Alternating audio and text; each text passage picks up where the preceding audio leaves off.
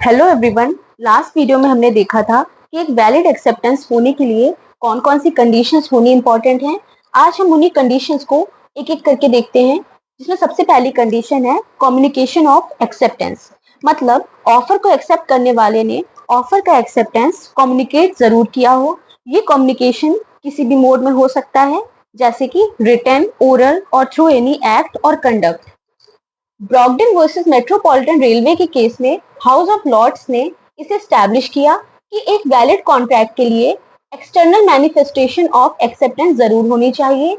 मतलब एक्सेप्टेंस करने वाले ने एक्सेप्टेंस को बाहरी रूप से व्यक्त किया हो।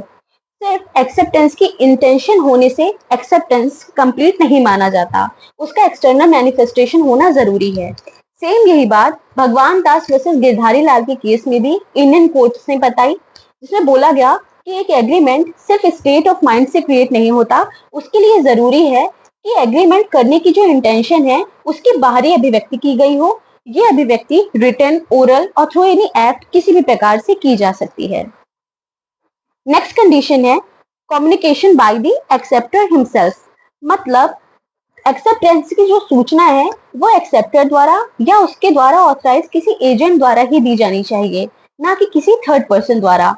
पायल वर्सेस ली के केस में भी कोर्ट ने ये बताया कि एक्सेप्टेंस हमेशा स्वयं एक्सेप्टर द्वारा या उसके थ्रू ऑथराइज किसी एजेंट द्वारा ही किया जाना चाहिए। थर्ड कंडीशन है that communication must be to the offer himself. मतलब एक्सेप्टेंस की जो सूचना है वो स्वयं ऑफर देने वाले व्यक्ति को या उसके द्वारा ऑथराइज किसी एजेंट को ही दी जानी चाहिए। फेल्ट हाउस वर्सेस बिंडले के केस में कोर्ट ने इस कॉन्सेप्ट को रिकॉग्नाइज किया था। नेक्स्ट कंडीशन है that agreement must be absolute and unqualified.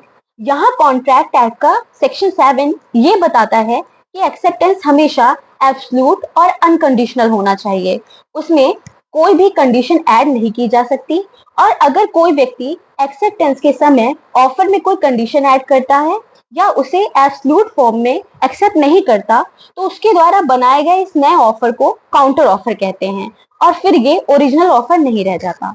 Example के लिए ए एक घर बी को 10 लाख रुपए में बेचने का ऑफर देता है और बी इसे एक्सेप्ट करता है, लेकिन साथ में सजेस्ट करता है कि जो पेमेंट है वो इंस्टॉलमेंट्स में किया जाए।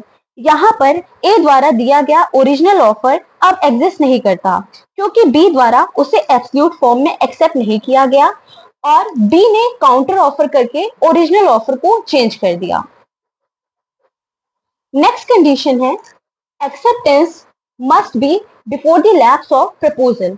मतलब प्रपोजल को समाप्त होने से पहले एक्सेप्ट कर लिया जाना चाहिए। तो कॉन्ट्रैक्ट एक्ट का सेक्शन 6 उन कंडीशंस की बात करता है जिसमें प्रपोजल लैप्स हो जाता है, जिसमें सबसे पहली कंडीशन है by giving notice by the proposer. मतलब अगर प्रपोजल को रिवोक करने की सूचना प्रपोजर ने एक्सेप्टर को दे दी हो।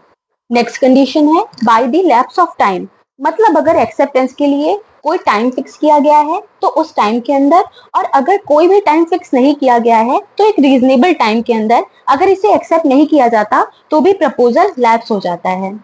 थर्ड कंडीशन है इन फुलफिलिंग दी कंडीशन प्रेसिडेंट। यानी अगर एक्सेप्टेंस के लिए कोई पूर्ववर्ती शर्त लगाई गई है जिसे पूरा किया जाना एक्सेप्टेंस के लिए अनिवार्य है और उसे पूरा नहीं किया गया है तो भी प्रपोजल लैप्स हो जाता है। फोर्थ कंडीशन है बाय डेथ और इंसैनिटी ऑफ द प्रपोजर। मतलब ऑफर देने वाले व्यक्ति की या तो मृत्यु हो गई हो या वो मानसिक रूप से अस्वस्थ हो गया हो। तो ये कुछ कंडीशंस थी जो सेक्शन 6 में प्रोवाइड करी गई हैं, जिनके वजह से प्रपोजल लैप्स हो जाता है। इसके अलावा भी कुछ कंडीशंस हैं, जिसमें कि पहली कंडीशन है by making a counter offer. मतलब एक्सेप्टेंस देने वाले व्यक्ति ने अगर सामने से उस ऑफर के बदले कोई और ऑफर दे दिया हो, या फिर रिवोकेशन ऑफ प्रपोजल यानी प्रपोजल का किसी भी कारण से प्रतिसंग्रहण हो गया हो, या acceptance is not in accordance with the prescribe mode. मतलब एक्सेप्टेंस को उस मोड में नहीं किया गया जैसा ऑफर ने डायरेक्ट किया था।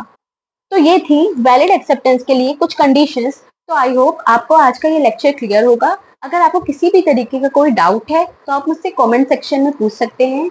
And please like, share and subscribe. Thank you.